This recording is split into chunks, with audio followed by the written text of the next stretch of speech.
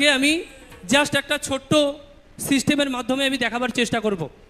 প্রথমে হচ্ছে আমরা ট্র্যাডিশনাল মার্কেটে যেভাবে কেনাকাটা করি, তো ইনি একজন গ্রাহক, সকালবেলায় একটা পেস্টের প্রয়োজন হয়, তো ইনি গ্রাহক কোথায় যায়, সবাই মিলে সহযোগিতা করবেন, কোথায় যায়? দোকানে, একটি খুচরো দোকানে যায়। তো ধরুন ইনি একজন খুচরো দোকানদার, ইনার কাছে এই কাস্টমার আসে, তো এই খুচরো দোকানদার ইনি কি বাড়িতে প্রোডাক্ট বানাচ্ছে? ইনি বাড়িতে কিন্তু প্রোডাক্ট বানায় না। তো ইনি আসেন কোথায়? একজন হোলসেলারের কাছে, এই সুটেড বুটেড হোলসেলার, যার পকেট সব থেকে বেশি গরম হচ্ছে, পকেট গরম হচ্ছে, গা গরম হচ্ছে না, পকেট গরম হচ্ছে। তো এই হোলসেলার ইনিও বানাচ্ছেন না, ইনি কোনো না কোনো একটা ডিস্ট্রিবিউটারের কাছ থেকে আনে।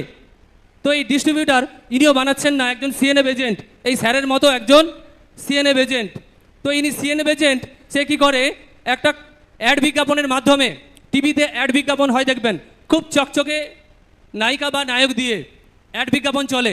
এই অ্যাড বিজ্ঞাপনের পয়সা কে বেয়ার করে? এই ক্রেতা। এই ক্রেতা বেয়ার করতে করতে এর হাল খারাপ হয়ে গেছে, ক্রেতা বেয়ার করতে করতে এর হাল খারাপ হয়ে গেছে, কারণ ক্রেতা যে টাকা ইনকাম করে ইনারা সব খেয়ে নেয় সবাই মিলে। তো সেই জায়গা থেকে তো ইনি টিভিতে অ্যাড বিজ্ঞাপন করেন, তো এই অ্যাড বিজ্ঞাপনের মাধ্যমে আপনাদেরকে মনোরঞ্জন দেন, আর আপনারা টিভির অ্যাড বিজ্ঞাপন দেখে এই দোকানদারের কাছে কিনতে আসেন। তো ইনি হচ্ছে কোম্পানির মালিক, কোম্পানি। এই পদ্ধতিতে আমরা মার্কেটে কেনাকাটা করি। তো এই কেনাকাটার বিনিময়ে যে টাকাটা খরচা করি, এই লোকগুলো কিন্তু খেয়ে ফেলে। কে, কারা?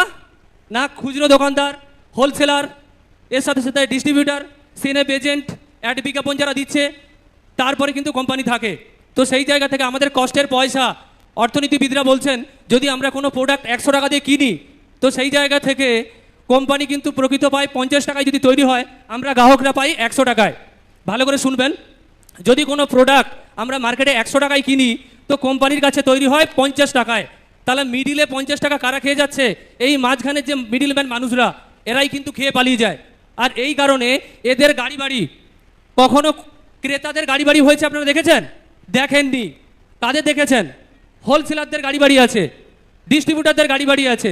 তো সেই জায়গা থেকে যিনি টিভিতে অ্যাড বিজ্ঞাপন করেন, ইনার হচ্ছে কয়টি কোটি টাকা দিয়ে এগ্রিমেন্ট হয়। তো সেই জায়গা থেকে করিনা কাপুর টিভিতে বলছে আমার ফর্সা হওয়ার রহস্য লাক্স। আমার মনে হয় তিনার বাড়ির কুকুরটাও মাকে কিনা সন্দেহ আছে। তো সেই জায়গা থেকে আজকে মাধ্যমটা একটু দেখিয়ে দেওয়ার চেষ্টা করব।